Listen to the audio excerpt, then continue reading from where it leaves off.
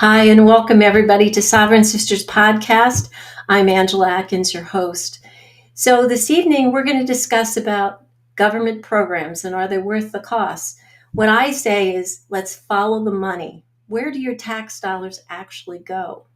So if you recall, in episode 21, I discussed the Supreme Court's reversal of the Chevron doctrine and how it impacted how laws were interpreted by the courts.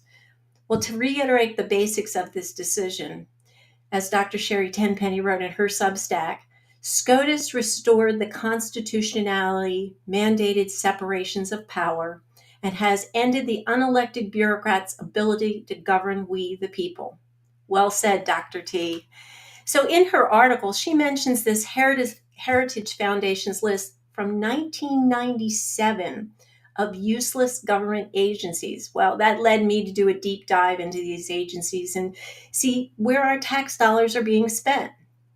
This was written by Scott Hodge, and it lists the top 10 obsolete government programs.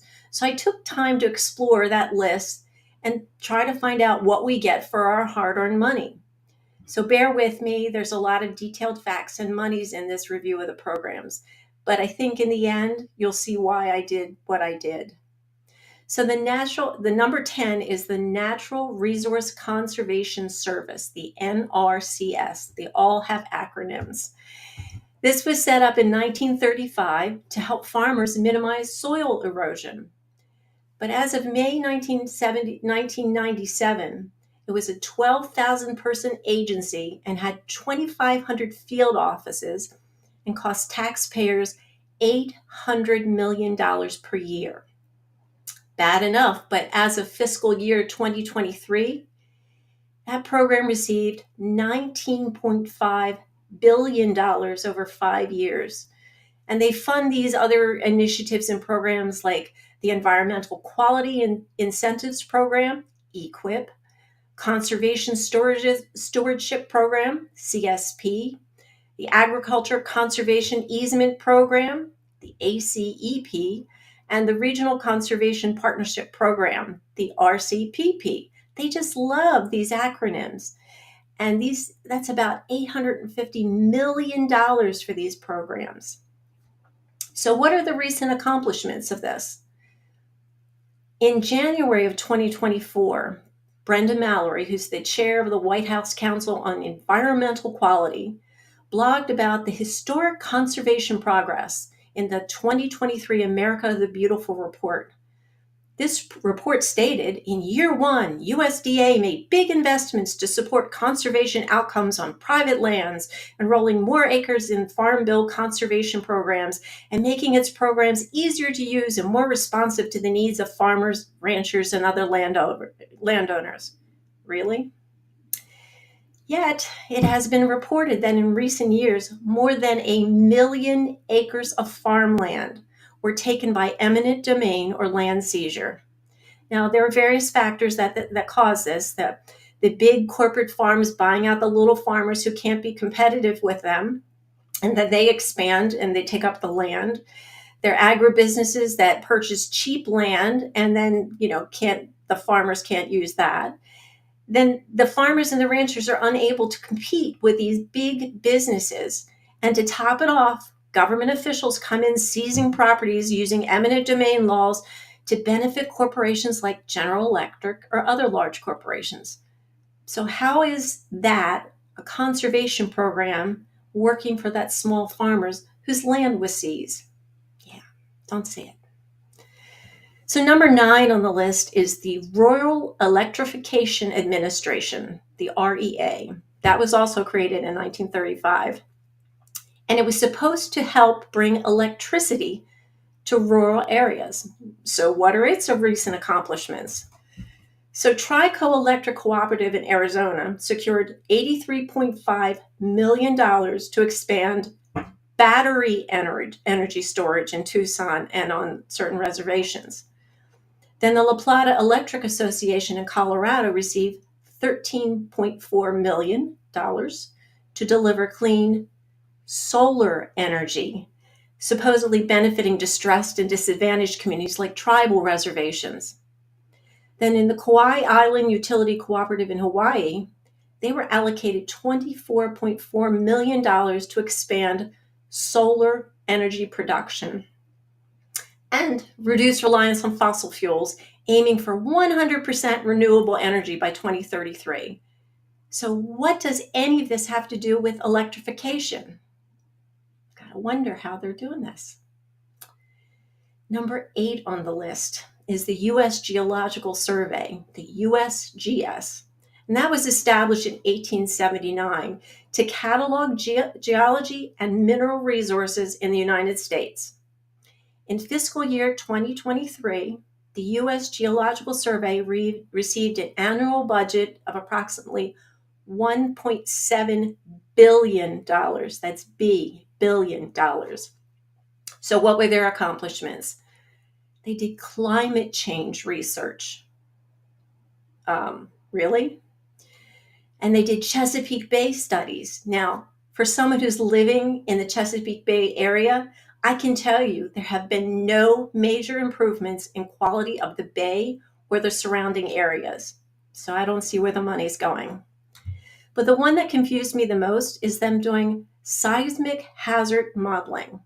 The USGS released an updated 50-state national seismic hazard model in 2023. Yet, in 2023, the United States experienced several significant and unexpected seismic events that caused notable outages and much damage. Let me give you a couple examples. There were the California earthquakes, notably one-year Ridgecrest. Then there were the Alaska earthquakes. In 2023, they had several earthquakes exceeding the magnitude of 6.0. Then the New Madrid seismic zone, which spans parts of Missouri, Arkansas, Tennessee, and Kentucky, experienced unexpected seismic activities. So they created this modeling, but then this seismic activity was unexpected. But what does this seismic activity have to do with cataloging mineral resources? Doesn't seem to follow. So number 7 on the list is the Rural Housing Development Service, the RHDS. They're to provide housing loans to rural residents during the Great Depression. Well, the USDA announced over $5 billion in new investments to support rural prosperity, including a $1.1 billion upgrade to infrastructure, $2 billion to create jobs and support rural economic development, and $274 million to expand high-speed internet in rural areas. Yet, one of the primary issues has not been adequately addressed, and that's the shortage of affordable housing available for families living in these rural areas, especially in remote locations where there are a large number of low-income families. So the lack of sufficient funds to construct new houses or repair existing ones further exacerbates this problem. Additionally, there are concerns about how well these initiatives prepare the recipients of these financial loans when they have to repay them back once they live in the house for 5 years. There is no incentive here.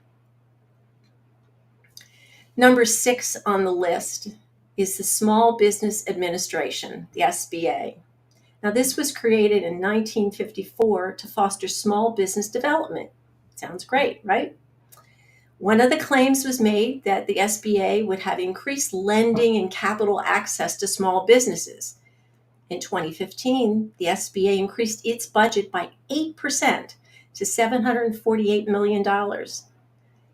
But that didn't translate into a significant increase in lending or capital for small businesses during that same period. Small business owners reported facing difficulties accessing loans and other forms of capital funds from banks or financial institutions due to strict requirements and limited options availability at the time. This additional funding was aimed to support small businesses, though through various programs and services offered by this agency. However, essentially, this budget does not directly translate into increased lending or capital assets for these businesses. So, where is this money going? If Small Business Administration is there to lend money to small businesses, and yet small businesses are having difficulty accessing the funds due to strict requirements, or they're jumping through all sorts of hoops, who is it benefiting? Makes you wonder. Number 5 on the list is the Public Health Service Commission Court, or the PHSCC. This was created in the late 1800s to provide health care to merchant seamen. Okay, stick with me on this. This is one that took me for a loop. I couldn't believe it when I read it. But the PHSCC was first formed in 1798 and has always been considered a branch of the U.S. Navy, but with unique functions. It consists mostly of medical officers who serve with the Department of Health and Human Services, as well as other departments that require public health service. The Commission Corps is an organization of commissioned officers, which means they're in charge of running it rather than offering, advice or healthcare providers. They're administrative, so to speak. So they do, they're just an advisory board, basically. So while it's true that the Public Health Service Commission officers work closely with government organizations like Health and Human Services and the CDC on public health issues, they're essentially part of a different branch altogether, one that's considered to be part of the Navy.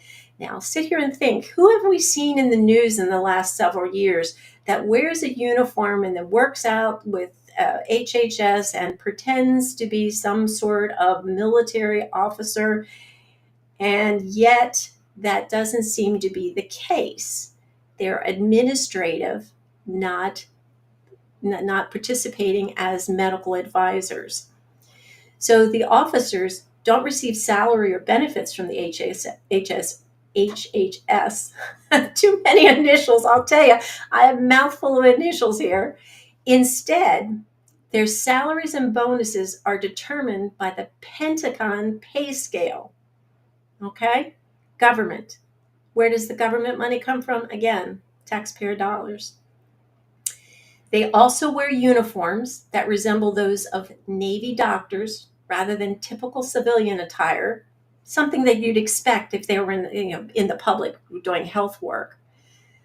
Their rank is equivalent to an Army major, and they can retire, just like military, with full benefits, even though they haven't been officially part of the military since like 1952. It's a separate organization completely. That seems a little strange, doesn't it? So if we were to estimate what it costs per year to maintain just this organization, which literally has no purpose other than to create bureaucracy, and the people who are in these administrative positions are just padding their resumes with unnecessary details, one could assume that there is significant waste involved here. What would the cost savings be? In 1994, it was estimated you could save $452 million by eliminating this one program. And that translates to approximately $928 million in 2023. Nearly $1 billion today for something that is just not necessary. This is all bureaucratic smoke and mirrors, and yet taxpayers are still funding this. Amazing.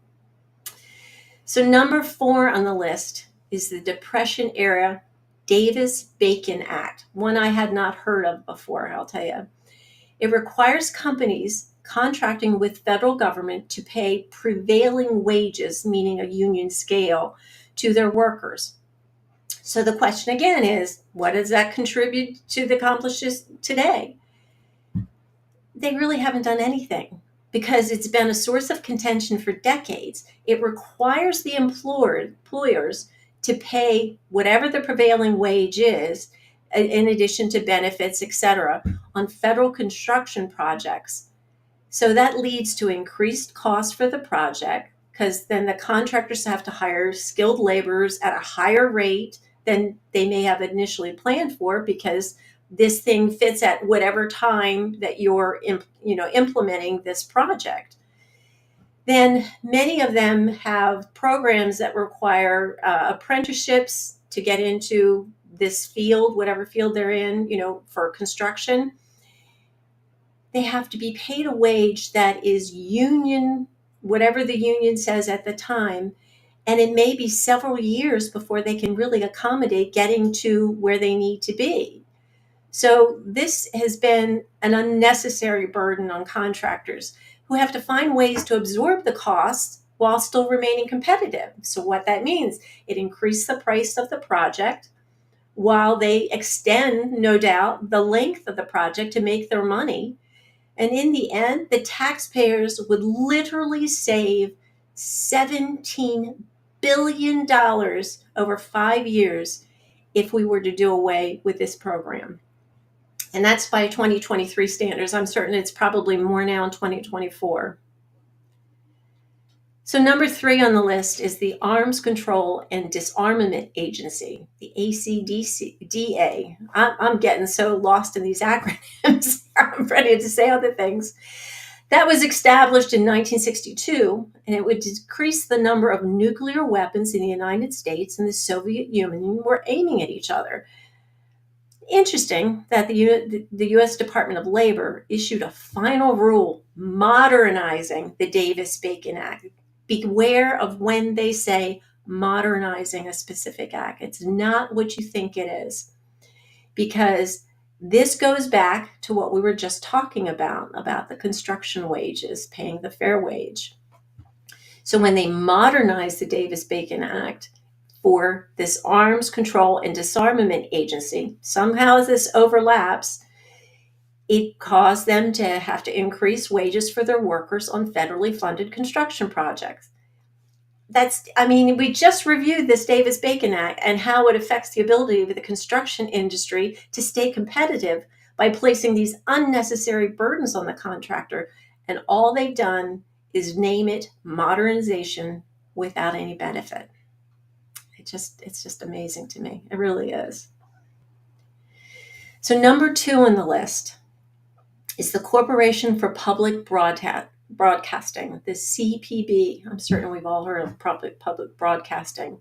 And that was created in 1967 when people only had access to just a few broadcast stations for limited viewing.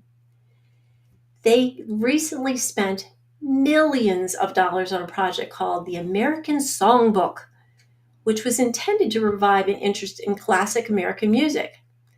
But unfortunately, it failed miserably and even had some negative consequences for the public good. So millions of dollars down the drain, your taxpayer dollars, for something that went nowhere. Then there was a documentary they created called The Great American Read. This documentary highlighted how libraries are underfunded and inaccessible for millions of Americans, particularly children living in poverty. It even featured a library with no books at all. Okay. So instead of spending their funding from the taxpayer dollars on filling these libraries with books, they made a documentary. How does that help me make sense of this? It doesn't make any sense at all. It's like they're tone deaf and they can't understand what the American public really needs, really wants, and use the money for purposes that have good outcomes. But especially in this era that we've been in with this pandemic, people were literally dying because they could not afford to pay for health care. Come on. Why are we not spending funds where they need to be spent? Why are we putting it in documentaries that are just boring and sad, and people are unavailable to do the things they need to do to live their lives? If you want children to have books, take those millions of dollars and fund a library. Take the millions of dollars and give the children access to computers in special classrooms or in libraries, wherever. But don't make silly documentaries that are going to just be depressing to people and wonder why people are not responsive to public broadcasting, please. Oh, wow.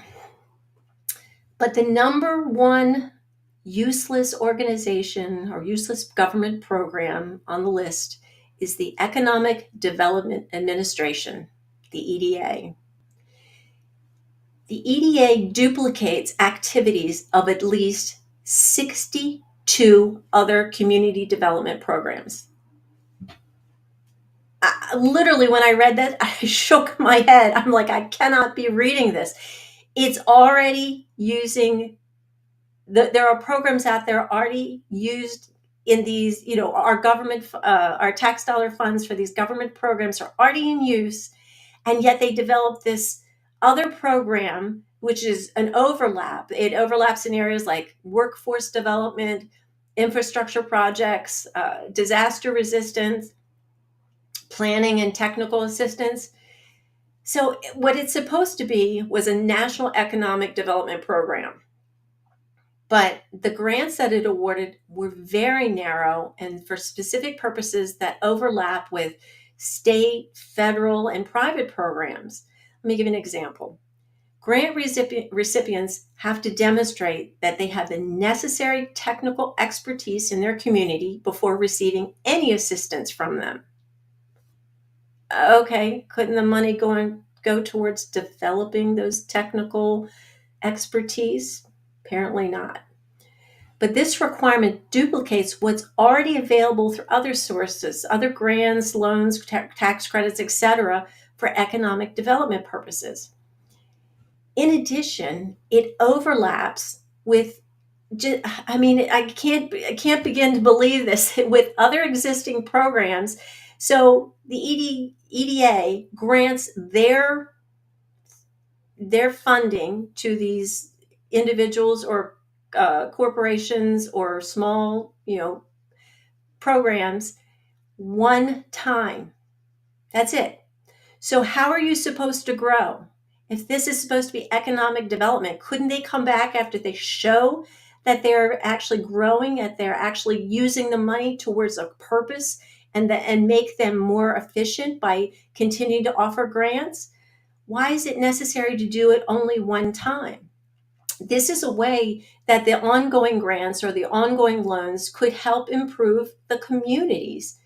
And it's true, especially when it comes to things like infrastructure or like roads or water treatment plants or something else that needs more long-term planning rather than a one-time grant. It really boggles the mind how an agency like the EDA is so huge and just basically does what 62 other programs do, and yet their funding is so limited, almost no one benefits from it. So, is there a solution to this? I think we might be able to look at something. What measures can the tax-paying public take to get organizations like this defunded? That was the question I had in my mind. And I think one of the best ways to do it is that citizens have to help ensure the money is not being wasted by these programs by becoming involved. You have to involve on the local level. I'm certain you've heard this before by many people, to live locally, getting involved in local politics, staying informed about what's happening at all levels of government. By doing this, you can make sure that your elected officials are accountable for how they spend the taxpayer dollars and stop putting the money into wasteful spending practices like those seen, what we're talking about with the EDA program. And most people will say, I don't have time, I can't get involved. But your awareness, start looking at these things. You just need to stay informed. Figure out what's going on in your own town, your own city, your own county council meetings. It's not that difficult. You don't have to do it all the time, but you need to stay aware that things are happening, and they're not going to share it with you unless you make an effort to let them know what it is that you as the taxpayer want. And I think it's really important to come together and not necessarily just do it individually. Yes, many people can individually speak up and are well spoken in meetings like this, but I think the majority of people are intimidated by these things. And so it's good to come together and attend public forums and speak out about your concerns. And if it doesn't look right to you, say so. And I think there are plenty of things that you can do. Join or form your own community organizations, just to simply ask questions, go to city hall meetings. There are two main ways I think you can get involved. And I consider this voting with your tax dollars. Don't wait for somebody else to do it, because it's not going to happen if you do. If everybody took personal responsibility over this and said, this is my money that I earned, that I have to keep my city, my state, my country with funding for programs that are supposed to benefit our country, our state, and our city, then we need to be aware of what they are. Again, you can start your own group. You can help somebody else start a new group, somebody who's like-minded, and they're getting, the more people together, the stronger the involvement. You'll have like-minded people coming together, seeking to make a difference, and that's what it's a part of. Now, another option is to participate in something that's already created, such as the League of Women Voters. And I've researched them, and apparently they've been incredibly successful in getting especially women involved and interested in local government processes. They have forums that you can go to where people can come and ask questions, what's going on in City Hall, and then people who will, band together and encourage to attend the meetings. Getting involved in local government helps you stay with your money, where you say, this is where I want it focused on, and this is what I don't want it focused on. And it helps engender more people to get involved too, because if they see people coming together make a difference, it'll encourage people that, hey, I don't have to do this alone. There are people out there who want to do this. There are people out there willing to join with me to make a difference. And I think that's the key here. We need to come together as a community. I've said it over and over again. We can do certain things by ourselves. We can, go on our own journeys only for so much, but we live in communities. We shouldn't live singly. We should live as a community and help the community get better, grow stronger, do the things that support the community to grow. And if you don't think you can do it, I really think you haven't investigated yourself. You need to take time to be a little introspective and say, am I doing all that I can to make this the best for not only myself, but for my family, my friends, my community? Because again, what we do as a community really shows what kind of humanitarians we are. And I think that's one thing we should all look towards being again. We have to become community and global humanitarians. But let's start at home. Let's start where we are. So one of the things I really, truly want to impress upon you is to stay informed about what's going on in your town, your city, your county council, whatever it is. And this is where it starts out, where these programs start getting funded. There'll be something locally and things then generate up. Don't wait for the news to tell you what's already happened. Be involved from the beginning and speak up. After all, it's your tax dollars they're spending. And you can't wait until they've already spent it and then, I'm going to bitch about it because they spent my money and I didn't want them to do. Well, if you were involved in the beginning, you probably could have spoken up. And if you had a group of people in your community united together, there is much more force and unity in a community of people than singly. So band together. So ultimately, those voting on the programs and their funding have to have some incentive to do it, but they're not being held accountable for not meeting their goals. So let me give you an example of what I mean. Have you heard about the Bridge to Nowhere? This was a good one. The state of Alaska got almost $1 billion from Congress in 2015 for a bridge to an island with only 68 residents. Yep, you heard that correctly. In 2014, they got another 34 million to study it and design it, and it never went anywhere. Where'd that money go? So I asked this question again, where did that money go? And this is all my opinion, and I'm not accusing anybody, pointing any fingers. I am just speculating for my own personal interest. So Congress makes these rulings, laws, funds these organizations, the programs that spend our tax dollars. So how do people in Congress manage to have a six-figure salary and yet become millionaires over the course of their tenure? So again, this is just my opinion. Is this due to the fact that Congress becomes a career for these people and they have little incentive to leave? They do have pretty substantial salaries by most people's opinion, but they get benefits and perks. Some get free housing. So once you're in that system, it's very difficult to get out and try to return to normal life. This is why so many people in Congress over the years, when they leave, they end up becoming lobbyists for corporations or associations. They stay within their own ecosystem. That's where the money flows. I think this has created a dysfunctional environment. Legislatures are no longer representing us. They're focused on pleasing whoever the wealthy and powerful interests that fund them. That's really what these lobbyists do. They at the behest of those who give them money.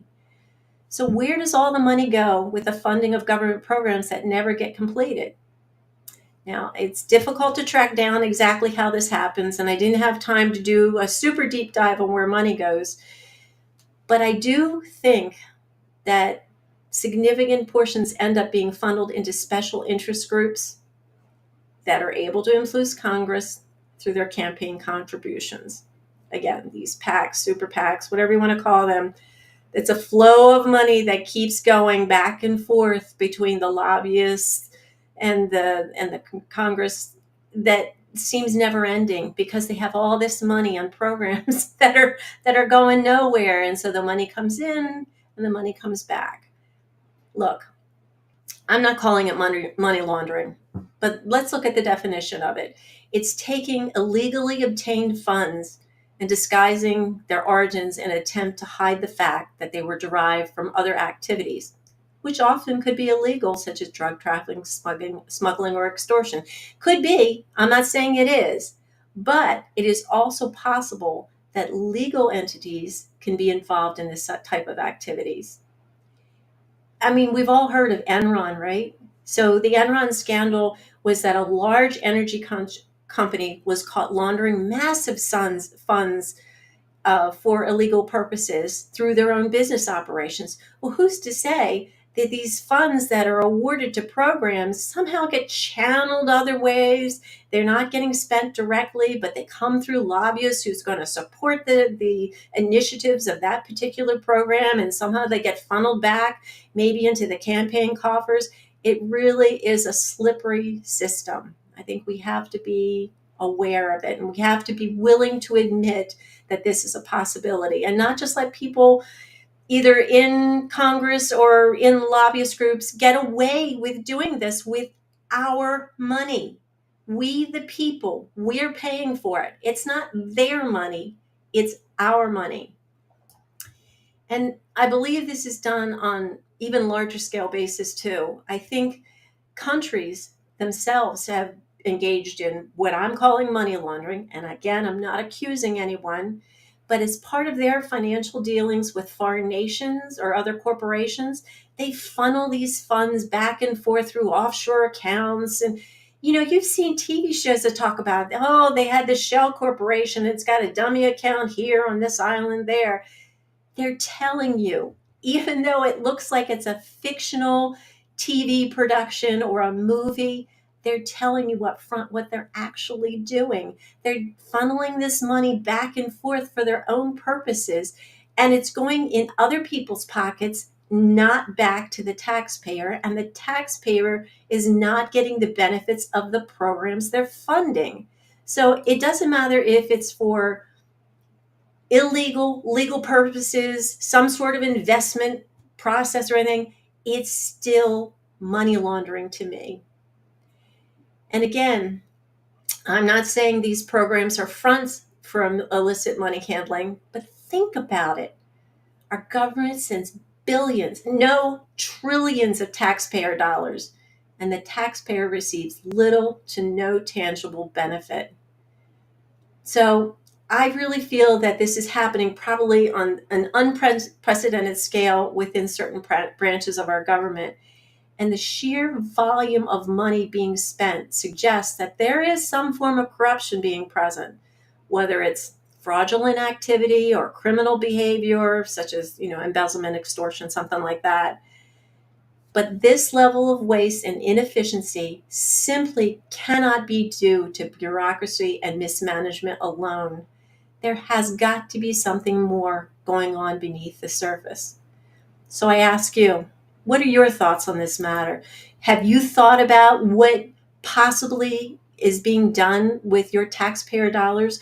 Why we get so much razzle dazzle about a new program, or like programs from the 18th century are still around, and yet we don't see any benefit.